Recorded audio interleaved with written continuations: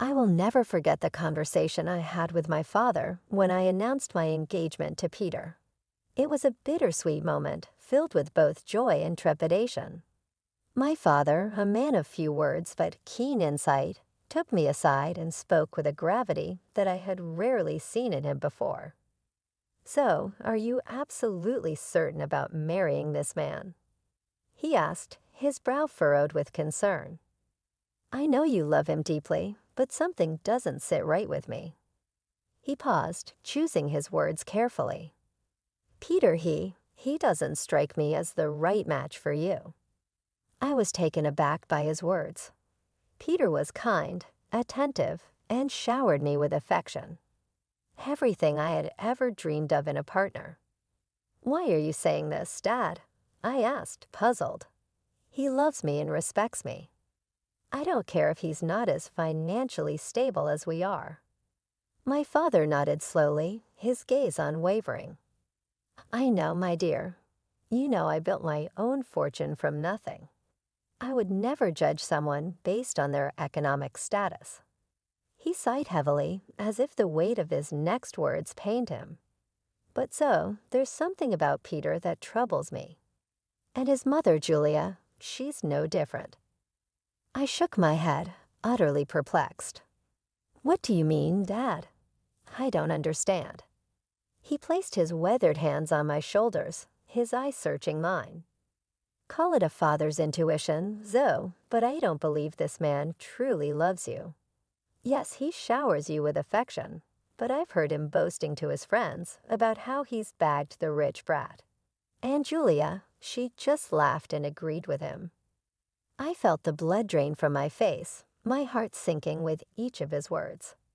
"No, you must be mistaken," I stammered, desperately wanting to believe that my father was wrong. "Peter would never say such things about me. And Julia, she loves me like a daughter. She would never condone such behavior." My father sighed deeply, the worry etched into the lines of his face.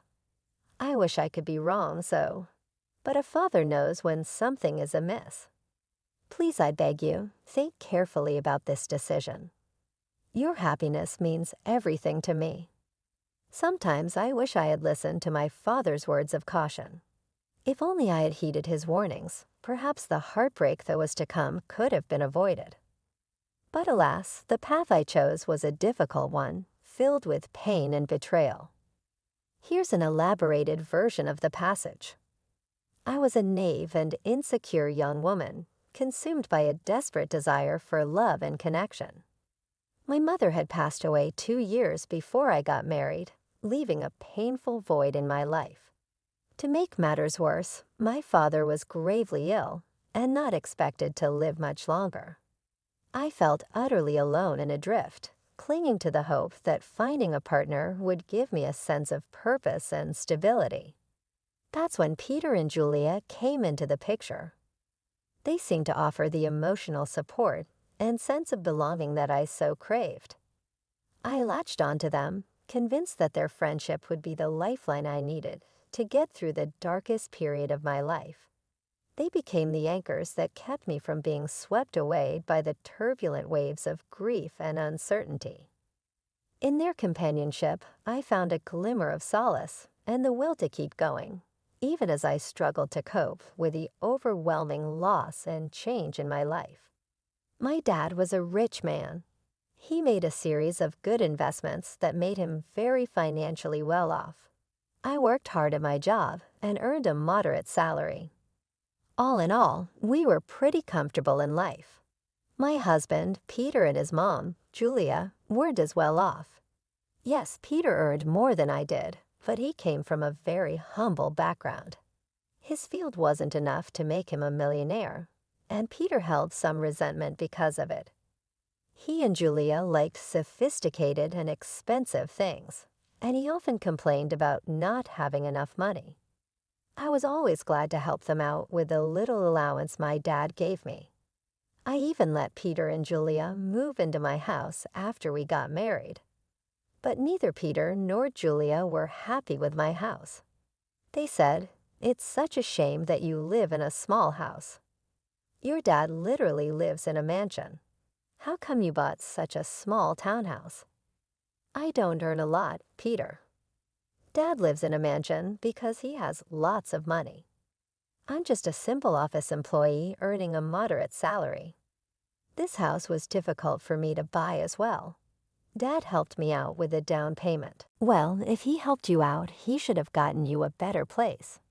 I'm sure your mom left him something to give you when you got older. I'm not entitled to anything, Julia. Whatever my mom left behind is my dad's now. She died suddenly, so there was no will. I don't mind if I don't get anything. I'm happy with the way things are. That's a ridiculous thing to say, Zoe. I sure would have loved to inherit a lot of money. You know what? Your dad should trade houses with us. He lives alone, so he doesn't need the space anyway, right, Mom? Yeah, Peter's right, Zoe. You should ask him. Absolutely not. That house is my dad's, and he deserves to live comfortably for as long as he's alive. Well, he won't be alive for long now that he's sick. We can wait and compromise for a few years and see what happens. Ultimately, everything will be yours after your dad dies. You'll have plenty of money to buy a big house and more. The way Julia and Peter were already making plans to spend my inheritance was super disturbing. It also didn't help that they regularly asked me to ask my dad for more money. It's not like we were hurting for cash. Peter and Julia simply wanted the millionaire life, even if they weren't one. Honestly, I was getting tired of their behavior. However, the real drama happened after my father passed away. My dad's cancer took him away from me pretty soon. I was devastated, but I got little support from Peter or Julia. They were only concerned about the date of the will reading and didn't even help with the funeral. In fact, they refused to attend the funeral because my dad was no one to them. I was heartbroken and furious. At that point, my dad's words kept coming back to me. I was growing suspicious of them and started to have doubts about their intentions. I feared they were really after my inheritance. They were not allowed to be present for the reading of the will. Peter and Julia said, "Why the hell are we not allowed to read the will? This is ridiculous. Lawrence was my own father-in-law. Yes, this is ridiculous. We are family and should be present for this event. We have the right to know what Lawrence left in the will. At least my son should be allowed to be there. Your son is not in the will, Julia, so he cannot read the will. Why are you two so obsessed with inheritance? You didn't even come to the funeral." It was funny how my dad was suddenly family when it came to getting an inheritance. I was pretty annoyed at Julia and Peter. What was worse was that they started hounding me as soon as I got back from reading the will. They were not allowed to see the will, but they constantly asked, "So, how much did you get?" I had a hard time dealing with the grief of losing my father, but I got no support from them. They simply wanted to know about my inheritance. Julia asked me, "So we've been wondering about something for a while now. How much inheritance did you receive from your parents? You must have gotten a lot of money. How much money did you get?" My parents, unfortunately, didn't leave me any money in my inheritance. So I received zero. What? You didn't get any money. But your parents were rich. They should have left you something. I don't believe you didn't get any money. I'm sure you're lying to us, so there's no way your parents didn't leave you a single penny. No, Peter, there was no money in my inheritance. The will didn't mention me getting any money. You can check my bank balance in a few days and find out. But what about their riches? You are their only child. I don't know about that, Julia. The lawyer just told me I didn't get any money. It's fine by me. It was my parents' money, and it's up to them who they would give it to. That's ridiculous. You need to fight for the money. It should be yours. There is no money, Peter. They didn't have much money in the end. Whatever was left was given to charity. They had been planning this for a while now. Julia and Peter were furious. I had no idea why they were acting so weird about my inheritance. I almost told them the full details, but something stopped me. There was a creeping doubt in my mind that my husband and mother-in-law were up to something. I waited for them to digest the news. When Julian and Peter kept pressuring me for more information, I put my foot down. I told them firmly that I didn't get any money, and even offered to show them my account in a few days. Well, a month passed, and nothing showed up. In the meantime, Peter grew very distant and stopped being affectionate with me. He was always checking my account and constantly hounding me for information on my inheritance. I was starting to see where this was going. Finally, one day, I decided to put an end to it. I showed them my bank statements and said, "See, I told you that I didn't receive anything.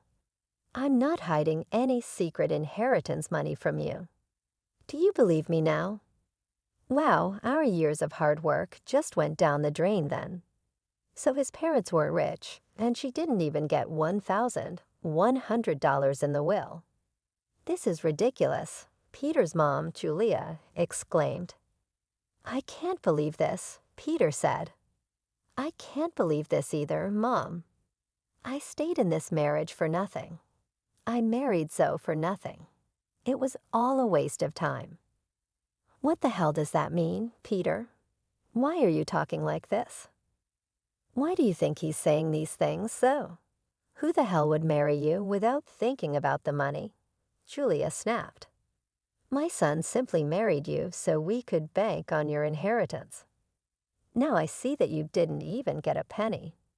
I can't believe I wasted 5 freaking years on a useless girl like her.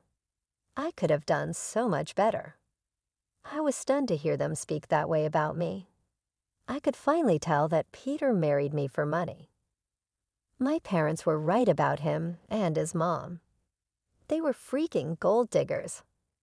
I was so done with my husband and mother-in-law, but what they said next turned me to stone.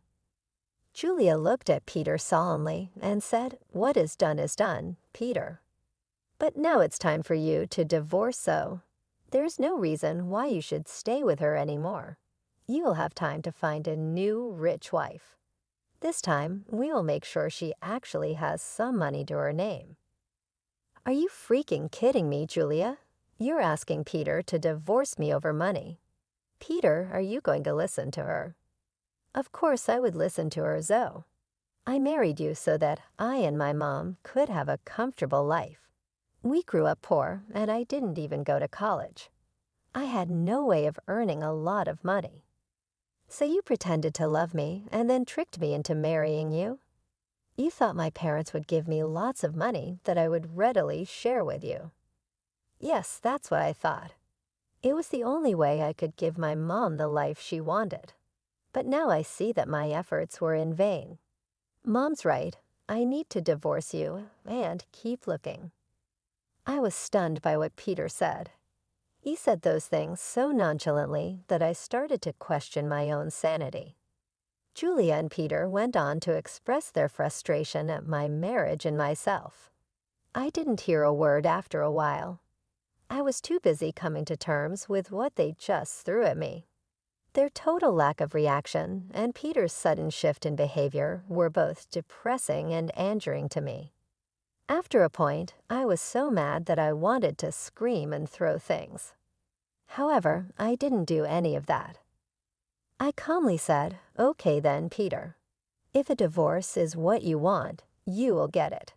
I was never one to say no to your demands. I might as well give in to your demand now as a last favor. So you will agree to a mutual divorce. It'll save us both a lot of money. By the looks of it, you don't have much to go on anyway. Don't think of this as an opportunity to get alimony from my son.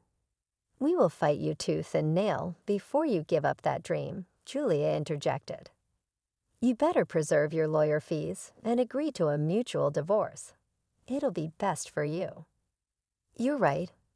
I don't have a lot of money right now, so I decided something. I will agree to a mutual divorce, but you have to sign a clause saying that we won't share any of our assets with each other. That's not a problem at all. You don't have much, and neither do I at the moment. If you can forego alimony, I'll agree to sign a divorce and won't claim anything from you.